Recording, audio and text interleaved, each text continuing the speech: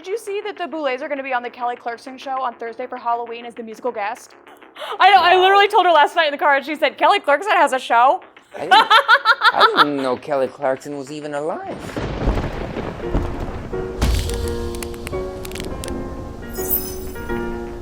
Hi, I'm Sigourney Beaver, and welcome to Obituary. Obituary. Today we'll be discussing episode 5 of the Boulet Brothers Dragula season 6. And with me is the legend, the icon, the one and only Disasterina. Well, hello there, naughty boys and girls. Yes, it is I, Disasterina! I've been waiting so long to hear that in front of me. This is so exciting. Thank you for being here. Oh, I love being here. This lady put me on a plane. It was just Southwest And there was no snakes on it. this time. I slept the whole way, and I'm here in Chicago, and I couldn't be happier. Thank you so much for inviting me to be here. Thank you for agreeing to do this silly little YouTube show and also for discussing this episode. Yes. Oh, before we get into the episode that shall not be named. It's going to be named. They got to know what exactly we're reviewing. I already told them. Okay. All right. But we're going to get to the train wreck soon enough. Oh, But I have a little gift for you. do you? What is it? Is it that? It might be. The reason I'm giving you a gift is because you're a wonderful person, of course, but also because you were the executive producer on a short horror film that we did. It was called Which One? This lady is an executive producer over here, and they deserve a piece of my art. And you know how to do this. So I'm going to give my little monster to you. I love this. Look at it. It looks just like me. You know how to milk it, so that belongs to you. And the hair of this little monster is actual raccoon hair. I love that. So if you wet it, you can actually style it, which I know you love. And to I'm do the same that. way. Oh, thank you. You're very welcome.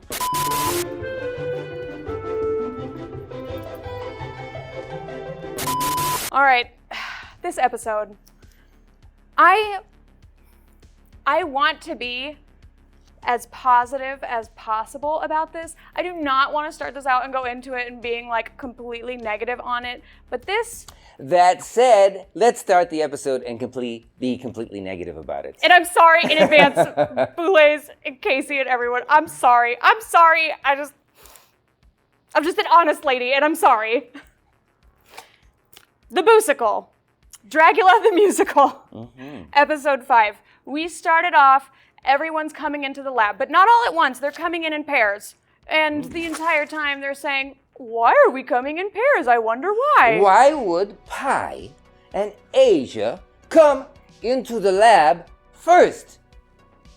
Well, to talk about the Alliance, of course. That's right, The the Alliance alliance that, like, that they're isn't forging. really aligning, or what is it doing? Well, they haven't done no alliance stuff yet. Maybe in this episode we're going to get some alliance stuff. Everyone's coming in pairs, and they're waiting to see who was eliminated, and Vivi comes in. Everyone's Vivi? surprised. Yes, big surprise. And Gray follows. Even What? bigger surprise, and everyone says, well, wait a minute, we're missing someone. Where is Majesty? That's right. Do, Where do, is do, do, do. Majesty? In walks Jayla, has a note from Majesty. Hey, a note! Yeah, but turn it over. There's a letter. Who is regretfully dropping out. Bombshell. Big bombshell for the episode. Where is Majesty? And what do they write on that note? They say, I can't trust myself, I don't know who I am, I don't think I was ready, which is all like, that's very valid, and that's something I agree. Like, I feel like that way right now. well, you're doing a great job. Who am Please don't I? drop out. Please don't drop out midway. I'm out of here! Oh God. I totally understand, like, make the right choice for yourself. If you know that you potentially agreeing to set yourself up for failure and you don't want to fail, it's time to bail. And Bail, don't fail. And that's what happens, is Majesty bows out gracefully, I would say. So you competed with Majesty on season 2. Y'all have worked together for a We long have. time, known each other for a long time, had a lot of experiences for a long time. How is it for you, knowing this person and competing with them, seeing them come back for another season, seeing how they compete, and then seeing how someone who originally did so well and went to the top 3 is now taking a dip halfway? You know what? This whole thing is really interesting. First of all, I was very surprised that Majesty was on this season because they've not really been doing any drag. That's true. For the last few years. Yeah. So I think you have to look at what people want. What do the Boulets want out of Majesty? And I think it's pretty obvious. In season 2, Majesty, then James Majesty, was pushing everybody's buttons. They were the villain or something. They were just the one that was getting in everybody's face, causing problems, doing the drama and all that. In a most entertaining way. It was entertaining. And so the Boulets naturally would want Majesty to come back and do that again. I am pretty convinced that's what the Boulets would want to see. But it seems like Majesty does not want to do that or realize they were doing that and it didn't feel right. So they got caught in some sort of existential crisis. And they had to depart. This is all a guess. I don't know. I haven't talked to Majesty.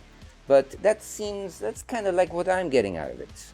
And I get it. You know, as someone who's also competed, you and I both, you know, we know what life looks like post-season. And it's something that was not very easy for Majesty because of the position they played in season 2. So wanting to go back and do this again, but even like they said, they want to do it right. They don't want to be seen as the villain. Like, they want to be sincere and taken seriously. And it seems to be that the other competitors are not accepting that. They don't want to give that. They don't want to be accepting. And that's something that is another added factor on top of everything else. You know, what else can you do when you're fighting like a whole room of people calling you fake and you're trying to be as genuine and honest as you can, and it's not good enough? I What do didn't you know do? they were trying to be as genuine and honest. They didn't seem that way to me. And I think it's realistic that all these other cast members are looking to Majesty and thinking that they are up to something and they're Yeah. being phony.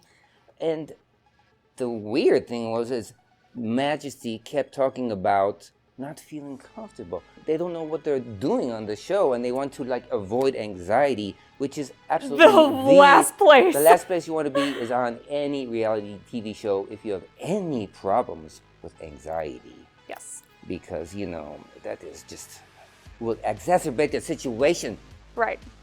So the cast was not wrong to look to Majesty and like, what are you trying to cook up over there? We're not buying it. Well, but that was what was sold. And Majesty's gone. And now we are up to 8. And the challenge this week, Dragula the Musical, based off of Alaska's Drag the Musical that she's been working on and writing for years and years. 6 years, okay? Something called Drag the Musical. It shouldn't take 6 years. Maybe like an afternoon at most. Oh, okay. Anyways. Right? Am I right, people out there? Write in the comments that I'm right. I'm right.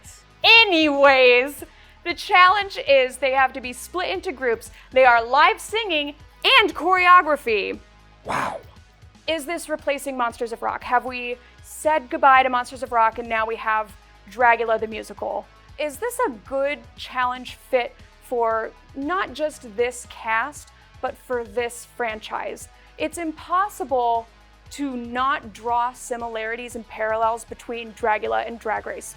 And this whole episode really just seems like an entire shift to the Drag Race formula and format with a challenge like this. It's interesting. This episode is like a Drag Race episode. It is. But the problem is with the cast of Dragula versus the cast of Drag Race. Drag Race cast more polished. They're more into doing entertaining. Wow. Dragula more into artsy-fartsy, doing performance arts. And also Generally entertaining. speaking. I wouldn't say that Dragula contestants are less polished than Drag Race contestants. Also, but I would love to see that show, like a one mashup where it is like a Drag Race versus Dragula. Like that'd be fun. That would be fun. This just seems like something taking away Monsters of Rock. And granted, like, I don't know, maybe next episode's gonna be Monsters of Rock. Taking that away, something that makes Dragula so distinct, and replacing it with a challenge that's very widely known to be a big staple on Drag Race now. Is it a step in, it's a step in a different direction. Is it a step in the right direction? No, this is stepping in this is the step off the 57th floor all the way down, splat on the ground. That's where it's a step to. The problem is that this cast, maybe other casts would be better, but this particular cast is not the kind of talent that would excel at this kind of thing. And I think what you were getting at is that the Dragula personnel in general is not a good fit for the Drag Race template.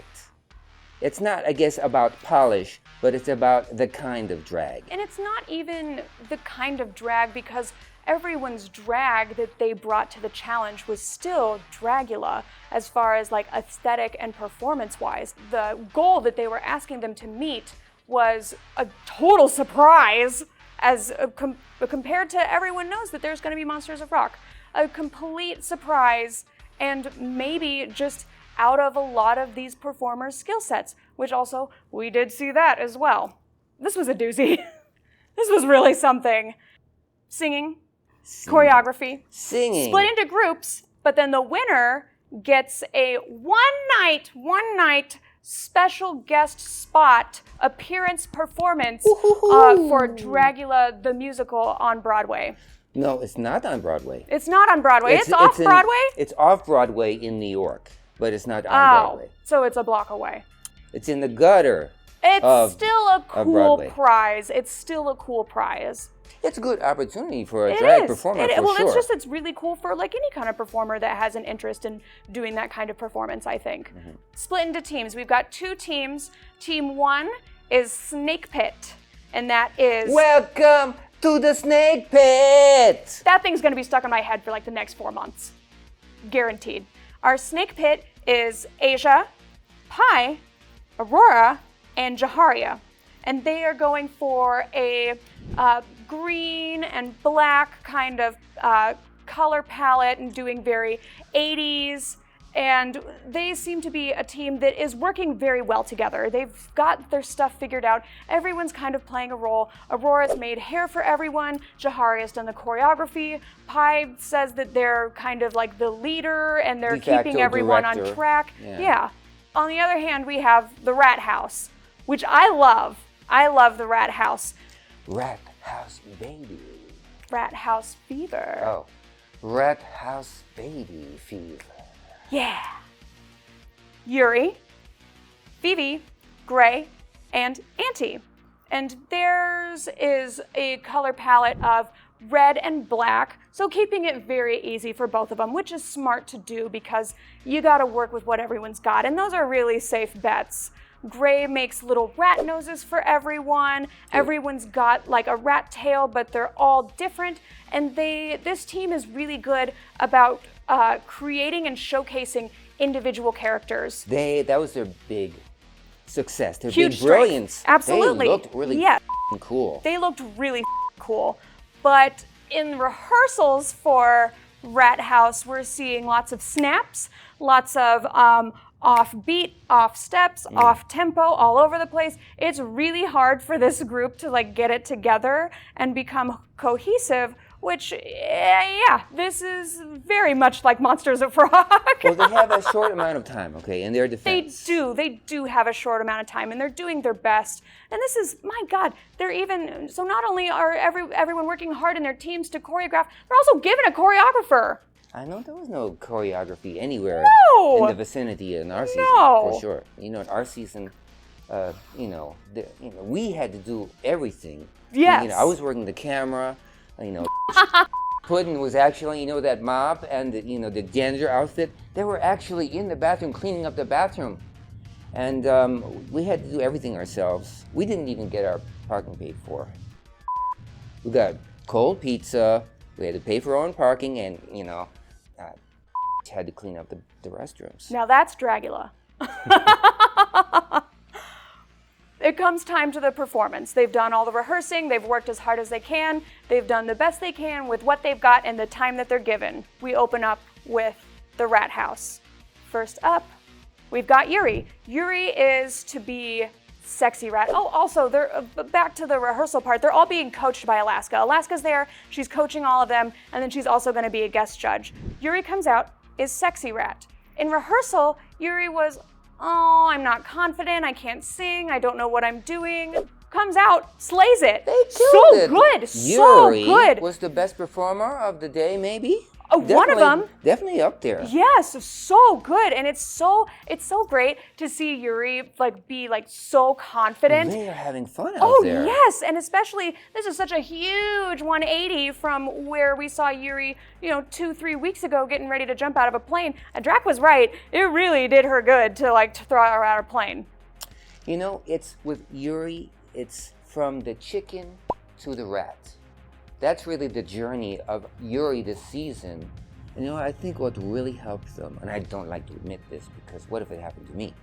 Getting in that plane, jumping out of the window of that plane, surviving, that is a crazy amount of endorphins going through the whole body. Oh yeah. I think, they got their meds for the whole year on that, 10,000 feet, and it definitely changed them, I think.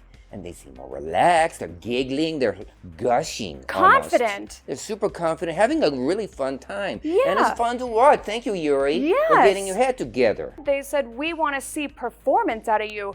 And that's exactly what Yuri gave, a very good performance. And this was also something, this team was very good with understanding musical theater. You do not have to be the best singer, but if you can sing in character and if you can project, that's a big, big one. That is far more valuable, in my opinion, than being a perfect singer.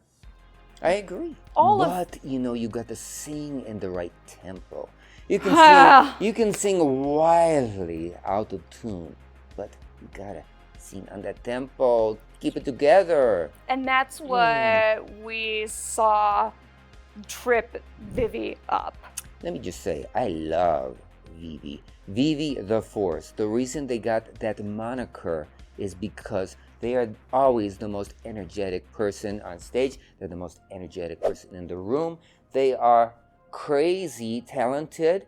They are always doing something. They're like a human explosion.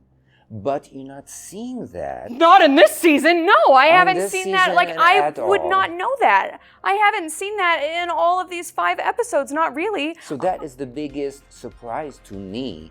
Things change. People change when they get into these kinds of settings and in front of a camera. People get really weird in front of a camera sometimes. Not everybody, but some people do. Some people get really weird. And Vivi, God bless her and her incredible performance abilities, they were not there for this performance, not whatsoever. This was not their comfort zone. This is not something they are going to do in their career, and it shows.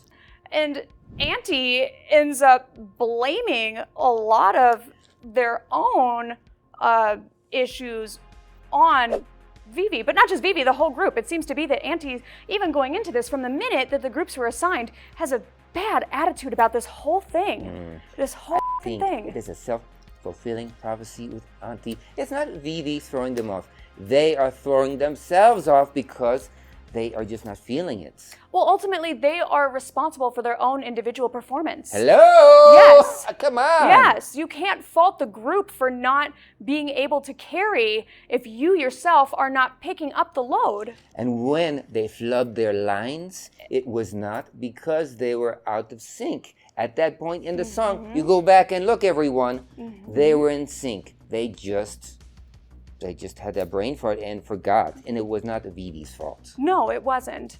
And between Vivi and Auntie's flubs was Gray, who Gray was my so God, good. So good. was fantastic. Again, like playing to strengths, did the character voice, was a fully realized character, and really heard those critiques from the week before. This is the Gray we all want. This is the drag. I love Gray. Yes. Now I love them even more because they're there. They listened to those critiques. Mm-hmm. They finally got out of this haunt zone, and they put on a rhinestone or two. Oh, and they tell put me on about a it. heel. Well, not that you have to wear heels all the time. Wow. Some, have a nice heel once in a while, okay, please? This is Dragula. And as, notoriously, historically, this has been a very, shoe-picky competition. Shoes. So that's why I'm surprised Asia is doing so well, right? We talked about this, yes. And fact check me on this, please. As far as I know, now that we've seen Gray in heels, Asia's the only one that we haven't. I've only seen her in a Club Kid shoe. Club Kid shoe? They're doing so good, they could win. And this is something that we've seen multiple times, multiple seasons, multiple contestants be absolutely ripped up for wearing a Club Kid shoe. Everyone knows going into Dragula, the Boulets hate a Club Kid shoe. They got the free pass. Greyfit did fantastic. A lash, a blue lid, a rhinestone on the tights, a heel, really gave the drag and really gave the performance on this. Fun to watch. Fantastic. Really fun to watch. Also one of the strongest performers in this competition. Yes. Which this was something like if you pitched this this challenge to me and asked me based on what I had seen in 4 episodes who was gonna do really well and excel in this, I wouldn't have said Gray. Who would you say? Auntie. And that's I would have said Jaharia. and Jaharia as well, but Auntie's someone who's shown us multiple times over that acting challenges are their thing. They're good at it, and they are good at it, but not this time and not this challenge. This, she gets out there, she starts her bit, she forgets her words, and kind of, she doesn't let it take her down. I will say that. But we also saw a bad attitude out of Auntie this whole episode. From the challenge issuing in groups, to the rehearsals, to the getting ready, and to the performance itself. Too bad for Auntie, okay, but they survived, all right? And then our other team that we have, the Snake Pit. Snake Pit Baby. Welcome to the Snake Pit. We're going to eat some cheese. What did you think about old Snake Pit? Well, they looked repulsive. They looked cheap, which is not necessarily a bad thing. But they just very stereotypical kind of look. Everything looked kind of like shabby. It was kind of vinyl, leather, all mixed up. Some spikes in there, and the color story was just very boring. And they looked fucking ridiculously wretched, just pathetic. They look pathetic. They should be embarrassed.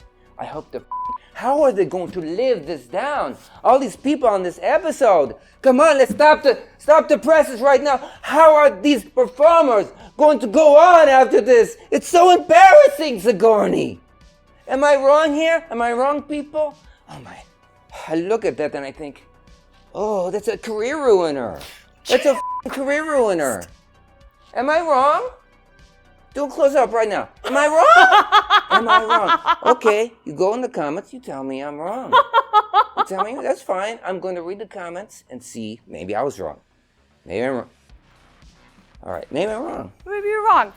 Snake Pit comes out, opening with Asia. No projection. This team has an issue with projection, not accounting for the lack of characterization in the voice, the vocalizing itself. This just really fell short. Pie comes and is the projection, is good, is character, is probably the most realized character in the group, and a character that they created themselves. Also, I will have to say A+ on using the silver party hats as spikes. Genius. I love it. I love it. I'm a crafty Hate it. Jenkins. I love it. Hate it. Oh. If you're going to do trash, you gotta crinkle those things up or something. It's trashy and not the right way. It wasn't trashy. It was resourceful. No, it was trashy. Ooh, I'm an expert on trash, and they didn't do the trash right. They needed more trash. They needed to put, dance in a trash pit, or instead of the snake pit, it should be the trash pit. They didn't have enough trash. They thought they were legitimate. What did you think about Aurora's part? She had a named character. It was Susan, and it was supposed to be that she was kidnapped by the snake pit. Who fucking cares? This whole thing, that is just a complete mistake, a face plant. Cringy. Through the roof cringe.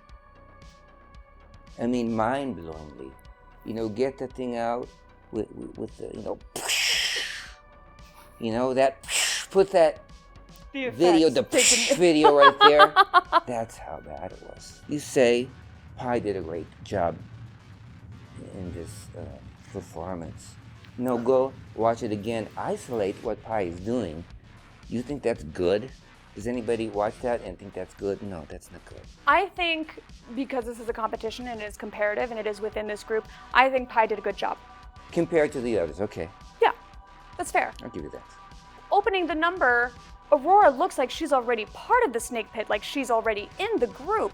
And then halfway through the song, we find out that she is not part, she is kidnapped, she is forced to join, and then she does join and they become a full group. But You're story... giving this whole thing way too much credit. No, I'm giving the review of what was supposed to be. Nobody's watching this thinking about that. Their eyes are burning. And They're just here to see you. They're weeping. They're just weeping. And then we have Jaharia. Jaharia was the one who choreographed a lot. She worked really hard in this group, and she was one of the better singers out of the group. Better singers, they can sing. They can sing. The others can't sing, so they're not singing. But then again, there was also an issue with projection out of Jaharia, unfortunately. Pi was the only one that I heard out of the four really projecting. And that's why Pi wins. The Snake Pit is the winning group, and Pi wins the entire challenge. Do you agree?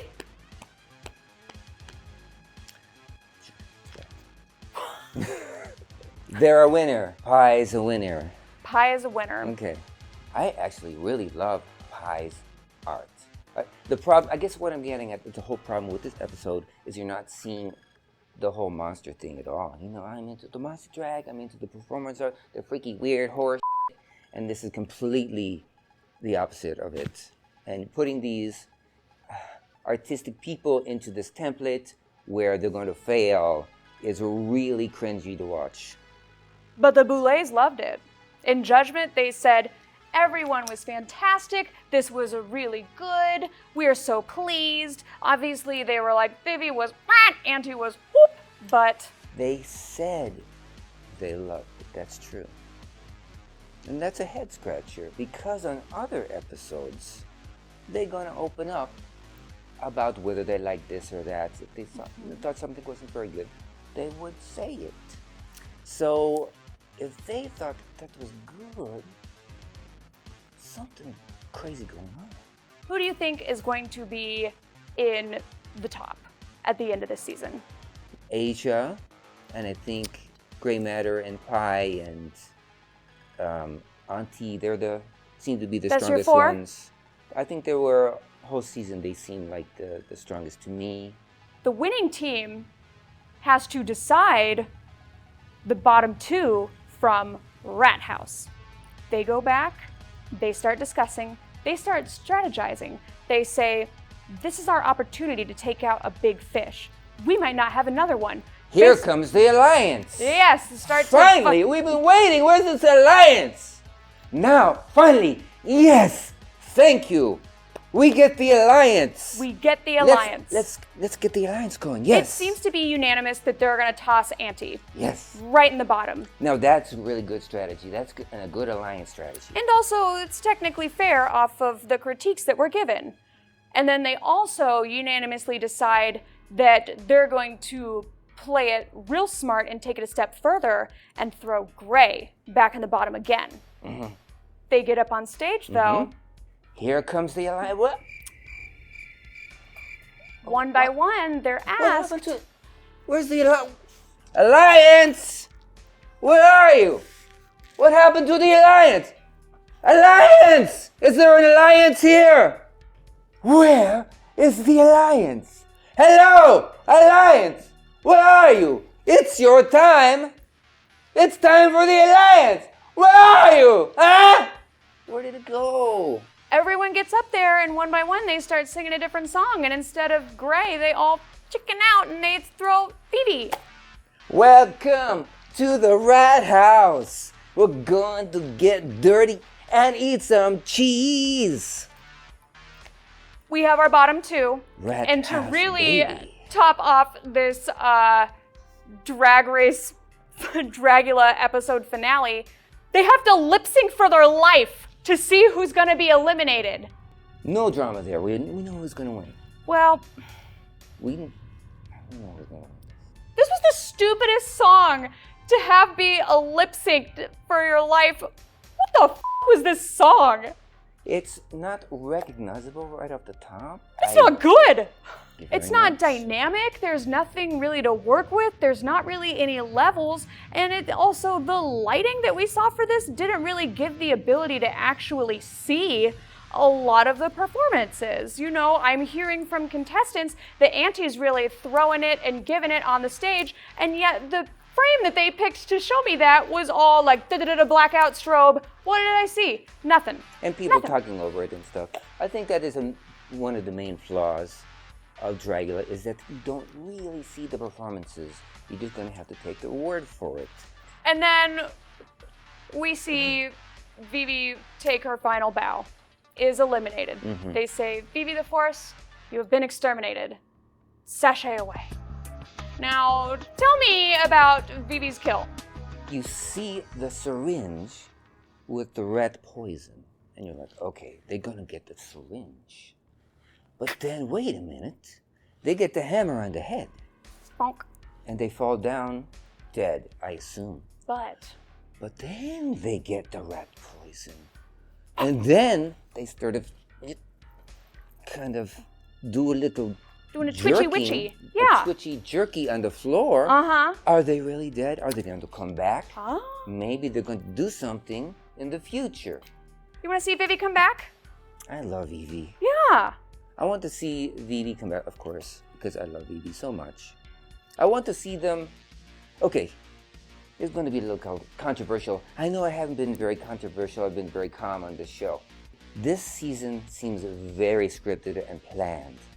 And that doesn't work too well with most people, especially, it seems, with Vivi. It seems like they're just reading off a teleprompter up there in the confessionals. So I want to see Vivi without that teleprompter, without the producers going, you got to say this, this, and this, without the producers saying, oh, step over here, no, you're not doing things the right way, we have to do it exactly the way that we want to do it. I want to see Vivi do the thing that they want to do, the way they want to do it. And I want to see the whole cast do that. Yeah, I want to see I don't feel like I'm getting it. Yeah, I want to see these performers for who they are and their talents and their abilities and what they came to showcase. If you look at comparison from like season 2 to season 6, I think in season 2, we got to write our own material. Season 6, I don't see any material that seems authentic. I want to see these monsters be themselves. I'm not seeing it.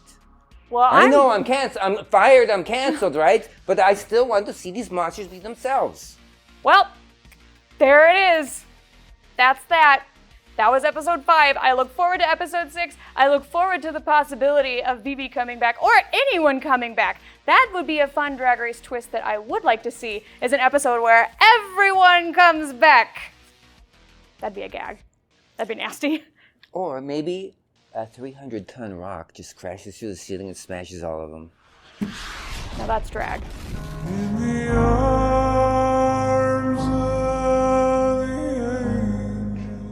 angel. Don't forget to like, subscribe, and comment, and join us next week for episode 6 of season 6 of the Boulet Brothers Dragula review, Obituary.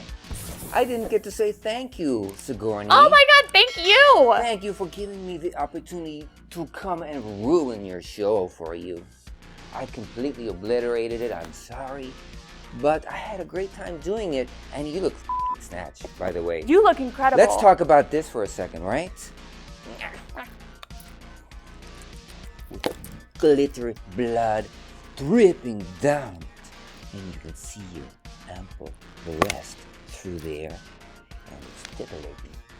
And you look so evil. I don't care what's the punishment you are meting out to people, but I want to be in that line. I want to get punched by you. Well, take a ticket and stand outside. Join the group. Just my luck. Bye. You did great today. I think so too. You look I think this was good. Did I ruin this episode?